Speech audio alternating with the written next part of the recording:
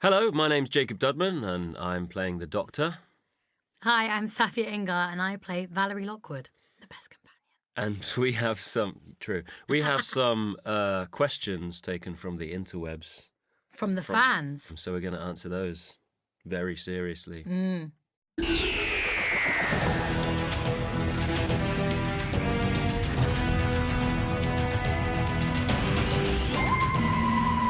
First question is, what is it like to voice the 11th Doctor and Valarie puppets in all of time and space? They were so hilarious. Yeah, they were fun, weren't they? It's really fun. I mean, I actually had a reference point as well, because there's an episode where Matt actually does do a Punch and Judy. So sort of nasaling up here, and like that. But you created something very fun. I just like being squeaky. Any excuse to be squeaky. Any excuse to be squeaky, really. I'm always squeaky. The thing about the show, though, is that you always get to do random, crazy things that you wouldn't be able to do anywhere else. So yeah. It is fun to do all of those. What else did we have? We had a coin.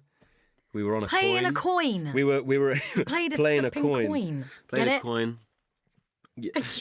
Comic. I'm so funny. You are. If you could sing a duet together, which song would you sing?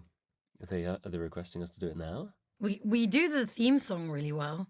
We do. We could do that. Diddle-a-dun, diddle-a-dun, diddle-a-dun, diddle-a-dun, diddle-a-dun, diddle-a-dun, diddle-a-dun, diddle-a-dun, diddle-a-dun, diddle-a-dun. I think something like, I got you, babe. I got you, babe. That would be cute. Bum, bum. I just seem to be, in these duets, I just seem to be going bum, bum, bum, bum. Yeah, okay. Next. Do you know what Matt Smith thinks about your amazing impression of him? Firstly, thank you very much, Steve. I did meet Matt once, very drunkenly. I was drunk. I'm not saying that he was intoxicated at all. At the Crown premiere, season 1, and I met him. And weirdly, his mum, because he was with his whole family, and his mum said, "Oh, it's you." And Matt was sort of like, why does my mum know who you are? And then I was with my friend Ben Cook at the time, and Ben said, "Matt, this is my friend." That's my impression of Ben. "Matt, this is my friend Jake, and he does an impression of you." So yeah. Did he ask you to give an example? I've been reassured that he thinks it's very good, so I'll take that. Yeah. Alrighty. Yeah. Out of all your filming for the audio series, what was your favourite part to record, and were any parts improvised, like banter or small character moments? You two's chemistry is amazing throughout. Aww. Cheers. Thank you. Thank you. We've got small little moments. Yeah. For me, it's usually like squeaks and hms and ha's. Yeah. There's this thing where whenever he goes, Valarie, I go, Yeah. There's lots of I always respond because I don't feel like it's right that he calls me and I don't say anything. The Doctor would be saying a plan and you're just like, halfway through the plan, we need to get to the TARDIS because we need to... Because I feel like it gives a bit of life. Yeah. It keeps things moving along. And that's the great thing about you, and that's why Valerie's great, is because Valarie progresses the story. But have we improvised anything proper, though? I definitely have. There are many moments where I've gone, "Alfie, I think he would do this crazy thing." And Alfie goes, "Okay." I strongly advocated for the 11th Doctor to start calling everything like Mr. Spoon, Mr. Seagull. So we got Mr. Spoon and Mr. Seagull in one. We got Mr. Bomb in there. Mr. That's Bomb! in The Inheritance. Yeah. I don't know what to call you. Mr. Bomb? So, yeah, all of those, I like to throw those in. Because I think that that's part of the fun of the characters as well, isn't it? Is that they do just some wacky stuff. Yeah. I think any of my improvisations have been centered around violence. It's usually like, I think Valarie would be way angry at this bit and would probably punch something sooner. And they're like, "Yeah, sure, okay, Saf, you do that." And I'm like, "Okay." You know the character you're playing. Yeah. And so you're bringing She's what so you think close to me as well. I love that the team have just basically plopped Valarie and went, "So this is you as a cybernetics engineer. Do what you want." And I was able to go, "Okay," and I did. Okay. But what we should do, is there a favourite part of everything that we get to record? I mean, I really enjoy the emotional stuff, the Yeah, I was emotional beats that we thinking have with you. that. I think it's really interesting for the Doctor and the companion to have those moments. I don't know how often you get them in this era of the show. And I think we have genuinely taken the 11th Doctor to places that maybe he hasn't gone in the TV show. And I think that Valerie's character has been a massive part of that. I think it's any time that I'm dying.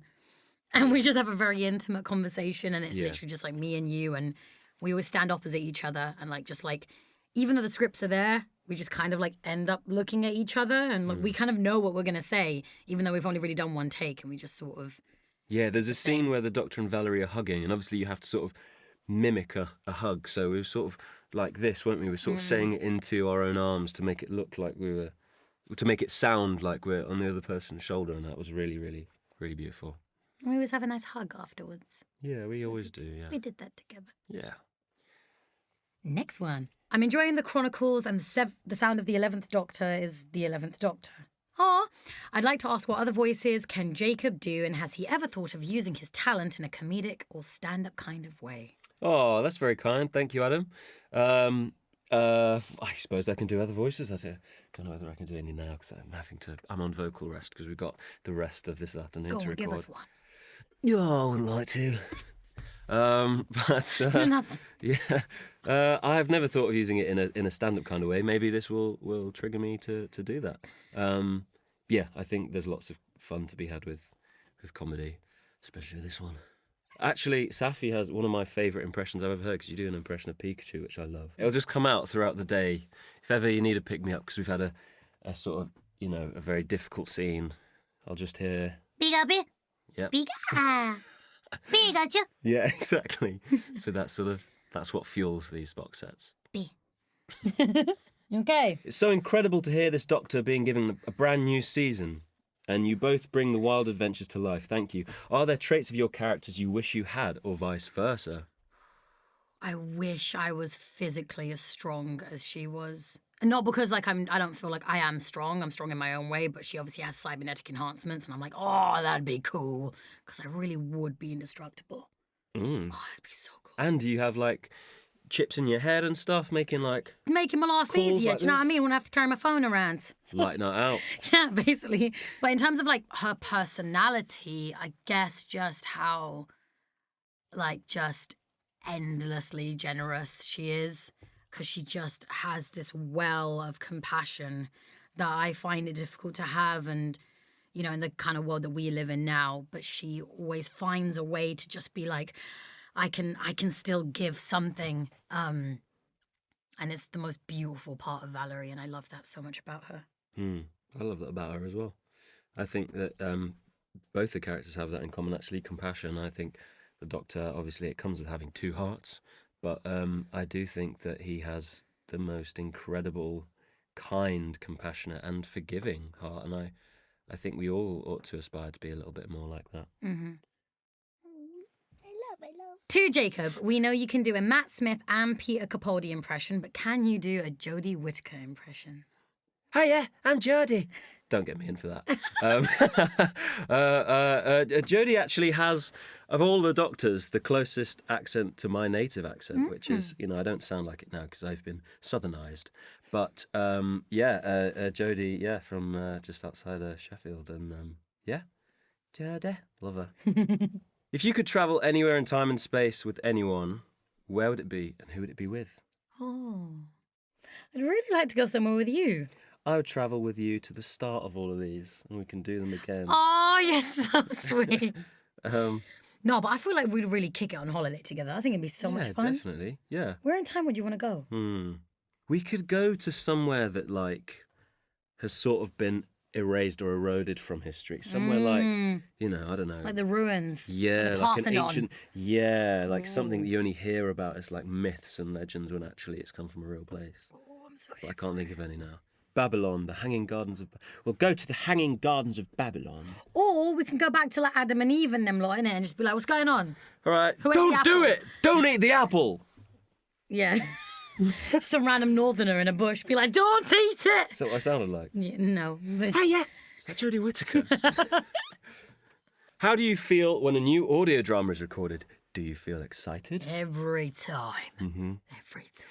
Are we talking about when it's just gone in the can? Are we talking about when it's coming out? Are we talking about when it's being edited? What's the you're just excited for all of it. I'm just generally baseline excited about everything. Just life, living, breathing. Yeah. And then I get to come in and work with you and the rest of the team and do these really fun scripts and pour my heart out while they kill me or my mother or someone. He loves making you cry. Everyone makes me suffer. Big Finish really But put you through the mill. Apparently I do a really good job of it, which is why they do it. Yeah, well, if you weren't so good, maybe they'd stop you from I'm blinking twice because going on about it. But yeah, no, I'm always really excited. It always just feels like I'm going to have the funnest day. It doesn't feel like work either. No. Like, come in with you lot and I'm just like, yeah. You get to kill Daleks and save the future. Just hang out with my mates, isn't it? Yeah, literally. I think that's quite exciting when you're hearing the new stuff for the first time. Like, I'm genuinely a fan of the range. I genuinely think it's brilliant, and I'm very, very proud to be a part of it. Beautiful. How has Big Finish and Doctor Who impacted your lives? Jeez, wow. Well, I started Big Finish when I was 18, and I've been doing these for more than a quarter of my life. I'm 25 now, which means I've been doing these for more than a quarter of my life, which is also part of the reason why I think at some point I have to step down from doing them. It's been it's massively impacted in my life because they're the first voice acting gigs that I've ever done. Doctor Who sort of set me on the path to gaining an audience and going into screen acting. I owe so much of my career to Doctor Who and to Big Finish and to people like Helen Goldwyn, our director, who took me under her wing when we were doing the first 10th Doctor Chronicles Volume 1, and Nick Briggs as well, who clearly saw something in me. And I remember being a very nervous little kid, 18 years old, coming into this very where we're sat now. God. Yeah. And Nick just said, we just have given you some sides just to test out you as the 10th and 11th Doctor. We'd love to hear it and see whether there's something we can do. And yeah, they really have always been very supportive of me, and I'm always going to be very grateful. I got gushy about this last night, actually. It's given me so much. I've been a Whovian since I was a little kid, and wanting to be in a timeline where someone with a blue box would show up and save me was something that I always wanted.